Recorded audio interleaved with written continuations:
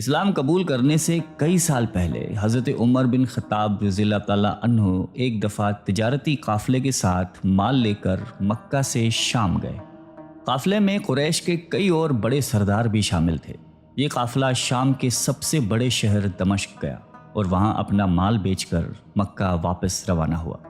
تھوڑا سا فاصلہ طے کرنے پر حضرت عمر کو یاد آیا کہ ان کی ایک رشتہ دار خاتون نے انہیں کچھ سونا دیا تھا کہ اسے بیچ کر اس کے لیے کچھ کپڑے وغیرہ لیتے آئیں۔ انہوں نے اپنے قافلے کے ساتھیوں سے کہا کہ فلاں عورت کا کام کرنے واپس دمشق جا رہا ہوں، کوشش کروں گا کہ یہ کام کر کے جلدی واپس آ جاؤں۔ حضرت عمر دمشق واپس گئے تو بازار بند ہو چکے تھے۔ مجبوراً وہ ایک مسافر خانے میں ٹھہرے اور سو گئے۔ تھوڑی دیر کے بعد اللہ کا ایک بندہ مسافر خانے میں آیا۔ اس نے حضرت عمر کو جگایا اور اپنے ساتھ اپنے گھر لے آیا۔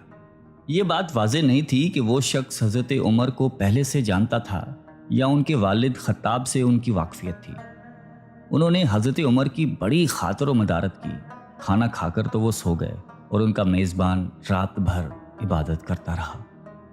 صبح کو حضرت عمر بیدار ہوئے تو ان کے میزبان نے کہا کہ اکیلے بازار مت جانا، بازار میں لٹیرے اکثر مسافروں کو لوٹتے رہتے ہیں، میرے ساتھ چلنا۔ یہ کہہ کر وہ سو گیا کیونکہ رات بھر جاگ رہا تھا۔ حضرت عمر نے اسے جگانا مناسب نہیں سمجھا اور اکیلے ہی بازار چلے گئے۔ ابھی بازار کھلا بھی نہیں تھا، وہ بازار کھلنے کا انتظار کرنے لگے۔ کچھ دیر کے بعد ایک عیسائی پادری اپنے نوکروں کے ساتھ آیا اور حضرت عمر کی طرف اشارہ کر کے اپنے نوکروں کو حکم دیا کہ اس شخص کو پکڑ لو، یہ گرجے کا کام بہت اچھی طرح سے کر لے گا۔ اس زمانے میں حضرت عمر بڑے تنومند پہلوان تھے۔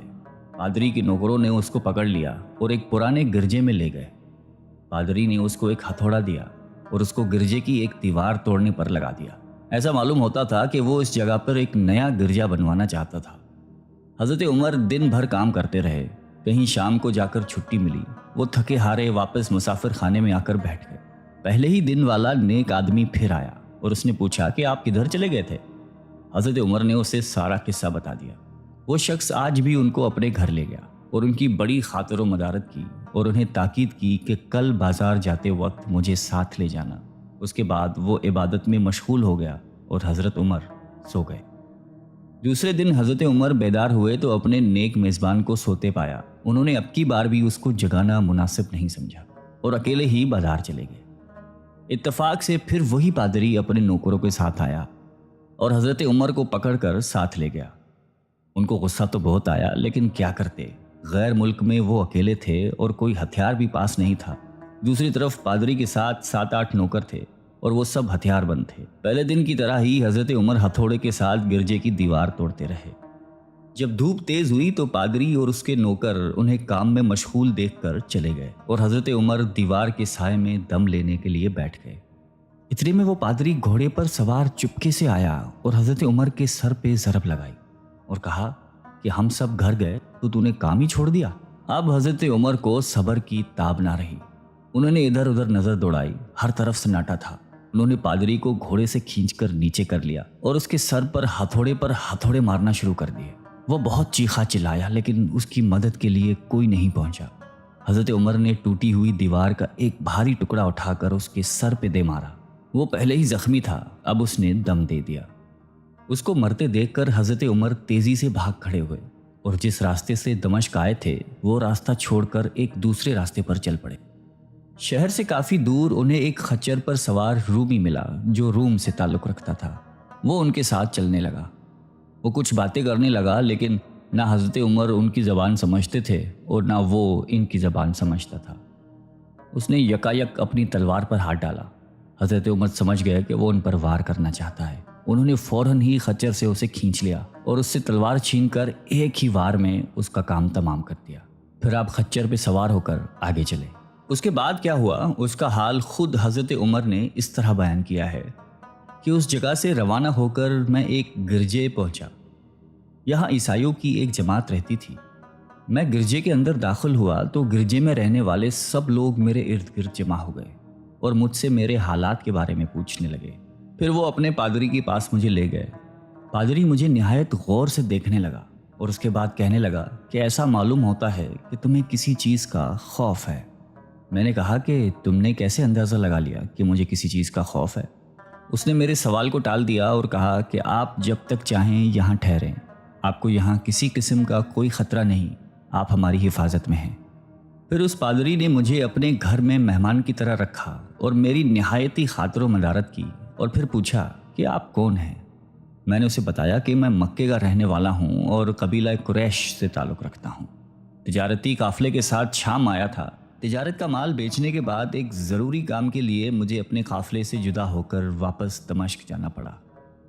اب میں اپنے وطن واپس جا رہا ہوں اور راستہ بھٹک کر یہاں آ نکلا ہوں۔ پادری مجھے غور سے دیکھتا رہا اور بار بار طرح طرح کے سوال کرتا رہا۔ میں نے ان کے ہاں نہایتی آرام سے رات بسر کی۔ صبح کو آپ نے پوچھا کہ آپ کا ارادہ یہاں ٹھہرنے کا ہے یا آگے جانے کا؟ میں نے کہا کہ اب میں آپ سے رخصت ہونا چاہوں گا۔ یہ سن کر پادری نے اپنا ایک شاندار گدھا جو بڑا خوبصورت اور نہایتی تیز رفتار تھا لے آیا۔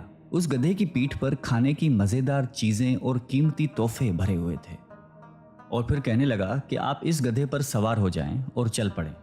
راستے میں آپ کا گزر کسی عیسائی کے مکان کے پاس سے ہوگا تو وہ آپ کو اس گدھے پر سوار دیکھ کر آپ کی بے حد تعظیم کرے گا اور آپ کی خاطر و مدارت میں کوئی کسر نہیں چھوڑے گا۔ یہ کہہ کر پادری نے میرا ہاتھ پکڑا اور تنہائی میں لے کر کہنے لگا کہ اے عمر، آپ پر میرا حق واجب ہو گیا۔ میں نے کہا بے شک۔ اس نے کہا آپ کا تعلق ایک معزز قوم سے ہے، میری آپ سے ایک غرض ہے۔ میں نے کہا کہ آپ بیان کر لیں، لیکن حیرت کی بات ہے کہ آپ جیسا بڑا آدمی مجھ جیسے پریشان حال مسافر سے کوئی غرض رکھتا ہو۔ اس نے بڑے یقین بھرے لہجے میں کہا کہ سنیں، میں ایک ایسا آدمی ہوں جس سے اللہ نے آسمانی کتابوں کا علم عطا کیا ہے۔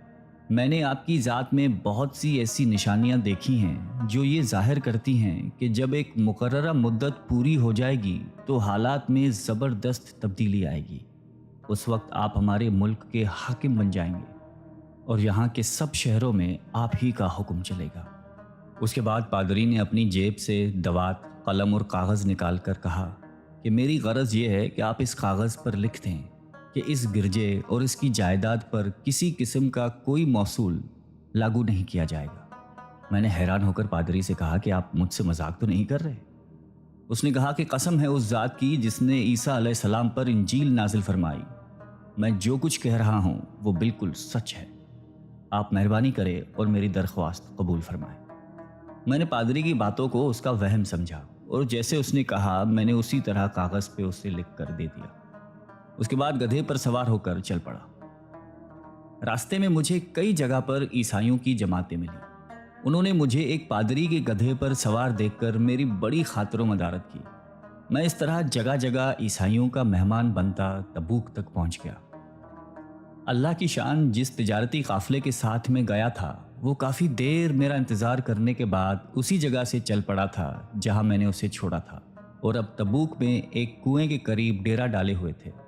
قافلے والے میرے ساتھی مجھے دیکھ کر میری طرف دوڑ پڑے اور مجھ سے مل کر بہت خوش ہوئے اور کہنے لگے کہ ابن خطاب، ہم لوگ تمہارا انتظار کرتے کرتے بالکل مایوس ہو گئے تو ہم نے اس مقام کو کوچ کر دیا جہاں سے تم واپس دمشق گئے تھے، مگر تمہارے بارے میں ہم سخت پریشان تھے۔ یہ تو بتاؤ کہ اتنے دن تم کہاں رہے؟ میں نے وہ تمام حالات بیان کیے جو مجھے پیش آئے، لیکن پادری سے جو میری گفتگو تنہائی میں ہوئی وہ بالکل ظاہر نہیں کی، کیونکہ میں پادری کی اس باتوں کو اس کا وہم سمجھتا تھا اور اس کے عقیدے کی کمزوری سمجھتا تھا۔ قریش کے ایک سردار ابو سفیان بھی اس قافلے میں شامل تھے۔ انہوں نے مجھے اس شاندار گدھے پر سوار دیکھ کر کہا، ارے تم لوگ اس نوجوان کی اقبال مندی تو دیکھو، اسے کسی ایسے میدان میں چھوڑ دیا جائے جہاں نہ پانی ہو نہ سبزہ، پھر بھی اسے رزق مل جائے گا۔ پادری نے رخصت کرتے وقت مجھ سے کہا تھا کہ جب میں اپنے ساتھیوں کے پاس پہنچ جاؤں اور گدھے کی ضرورت نہ رہے تو اس کی رسی کو مضبوطی سے باندھ کر گدھے کو اسی جگہ پر چھوڑ دو، لہٰذا میں نے ایسا ہی کیا۔ یہ دیکھ کر ابو سفیان نے کہا کہ ارے تم نے کیا کر دیا؟ گدھے کو ایسی جگہ پہ چھوڑ دیا جہاں پہ چور اچکے اور درندے اکثر گزرتے رہتے ہیں۔ میں نے کہا اس کے مالک نے مجھے ایسا ہی کرنے کی ہدایت کی تھی، وہ اس کی عادتوں سے زیادہ واقف ہے۔ اب وہ جگہ گدھے والا کنواں کے نام سے مشہور ہے۔ وہاں سے روانہ ہو کر ہمارا قافلہ مکہ پہنچا۔ میری اور پادری کے درمیان جو گفتگو ہوئی تھی وہ مجھے بھلائے نہ بھولتی تھی۔ پہلے تو کئی دن تک میں نے اسے اپنے دل میں ہی رکھا، پھر مجھ سے ضبط نہیں ہوا اور یہ راز میں نے اپنے رشتہ دار خاتون کے سامنے ظاہر کیا جس نے مجھے سونا دیا تھا۔ وہ بڑی عقلمند خاتون تھی. اس نے مجھ سے کہا کہ اے ابن خطاب، میں تمہارے بچپن ہی سے تم میں اچھی نشانیاں دیکھ رہی ہوں. جب تم بہت چھوٹے بچے تھے تو میں نے ایک دفعہ خواب میں دیکھا کہ تم لمبے ہوتے جا رہے ہو اور تمہارا قد اتنا لمبا ہو گیا ہے کہ اس نے آسمان کو چھو لیا ہے. یہ دیکھ کر میں نے خواب میں کہا کہ ارے یہ میرے بچے کی کیا حالت ہو گئی ہے. کسی نے کہا کہ یہ لڑکا دنیا اور آخرت میں بھلائی پانے والا بنے گا. جاہلیت کے زمانے میں اس قسم کی باتوں کا مطلب میرے سمجھ میں نہیں آتا تھا. مکہ میں ایک شخص اہل کتاب یعنی یہود و نصارہ میں سے تھا جو بہت گمنام تھا. عام لوگ تو اس سے واقف بھی نہیں تھے، لیکن قریش کے کچھ سردار اسے پہچانتے تھے اور اس کی بہت عزت کرتے تھے. ایک دن دوپہر کے وقت میں اس کے ہاں گیا اور اسے جا کر کہا کہ میں آپ سے چند باتیں کرنا چاہتا ہوں اور چاہتا ہوں کہ آپ ان کو اپنے دل میں راز بنا کر رکھیں اور کسی کے سامنے ظاہر نہ کریں.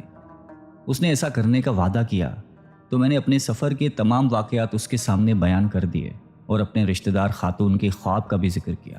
جب میں اپنی گفتگو ختم کر چکا تو اس نے کہا کہ ابن خطاب، جس کو تم نے موصول کی معافی کا وعدہ لکھ کر دیا ہے وہ اس زمانے میں عیسائیوں کا سب سے بڑا عالم ہے. جو کچھ اس نے کہا وہ سب سچ ہے اور جلد ہی وہ سچ تمہارے سامنے آ جائے گا. جہاں تک تمہاری رشتہ دار خاتون کے خواب کا تعلق ہے تو اس سے یہ ظاہر ہوتا ہے کہ مکے میں ایک بہت بڑا انقلاب آئے گا. زمانہ ایک نئی صورت اختیار کرے گا اور آنے والے زمانے کے آسمان و زمین بدل جائیں گے. میں وہاں سے گھر چلا آیا اور اس کی ساری باتیں اپنے دل میں لیے رہا. تھوڑے ہی عرصے کے بعد قریش کی مجلسوں میں آپ صلی اللہ علیہ وآلہ وسلم کا ذکر ہونے لگا. یہ لوگ اس بات پر چڑھتے تھے کہ محمد صلی اللہ علیہ وآلہ وسلم اپنے آپ کو اللہ کا رسول کہتے ہیں، لوگوں کو بتوں کی پوجا کرنے سے منع کرتے ہیں اور ایک اللہ کو ماننے پر زور دیتے ہیں. جلد ہی اللہ تعالیٰ نے اسلام کو ظاہر کر دیا اور مجھے یقین ہو گیا کہ حالات وہی صورت اختیار کر رہے ہیں جس کی طرف آسمانی کتابوں کے عالم شام کے پادری نے اشارہ کیا تھا. نبوت کے 6 سال حضرت عمر نے اسلام قبول کر لیا اور رسول اللہ صلی اللہ علیہ وآلہ وسلم کے جان نثار ساتھی بن گئے. 11 ہجری میں آپ صلی اللہ علیہ وآلہ وسلم نے اس دنیا سے پردہ فرمایا تو حضرت ابو بکر مسلمانوں کے پہلے خلیفہ بنے. 13 ہجری میں انہوں نے وفات پائی تو حضرت عمر خلیفہ بنے. ان کے سفر نامے کی روایت کرنے والے راوی کا بیان ہے کہ حضرت عمر فاروق اپنے خلافت کے زمانے میں شام تشریف لے گئے تھے تو ایک بہت بوڑھا آدمی جس کے بال برف کی طرح سفید ہو چکے تھے عیسائیوں کی ایک جماعت کے ساتھ ان کی خدمت میں حاضر ہوا اور عرض کیا کہ اے امیر المومنین، کیا آپ مجھے جانتے ہیں؟ حضرت عمر نے فرمایا کہ اگر آپ شام کے فلاں نگر کے پادری ہیں تو میں آپ کو پہچانتا ہوں. اس نے کہا کہ جی ہاں، میں وہی پادری ہوں. حضرت عمر فاروق رضی اللہ تعالیٰ عنہ نے فرمایا کہ میں نے آپ سے لکھ کر جو عہد کیا تھا وہ آج بھی قائم ہے. اللہ تعالیٰ نے اپنے رسول صلی اللہ علیہ وآلہ وسلم کے ذریعے ہمیں عزت بخشی. انہوں نے ہمیں اللہ تعالیٰ کی پسندیدہ دین اسلام کی طرف دعوت دی اور ہم نے یہ قبول کی. آپ ہی نے مجھے ان باتوں سے آگاہ کیا تھا. اب آپ کو کون سی چیز اسلام سے قبول کرنے سے روکتی ہے؟ بوڑھے پادری نے حضرت عمر کی باتیں سن کر اسی وقت اپنے ساتھیوں سمیت کلمہ پڑھ کر اسلام کی دولت حاصل کر لی. اللہ تعالیٰ ہم سب کو قلب سلیم عطا فرمائے اور قرآن اور حدیث پہ چلنے کی توفیق عطا فرمائے. آمین.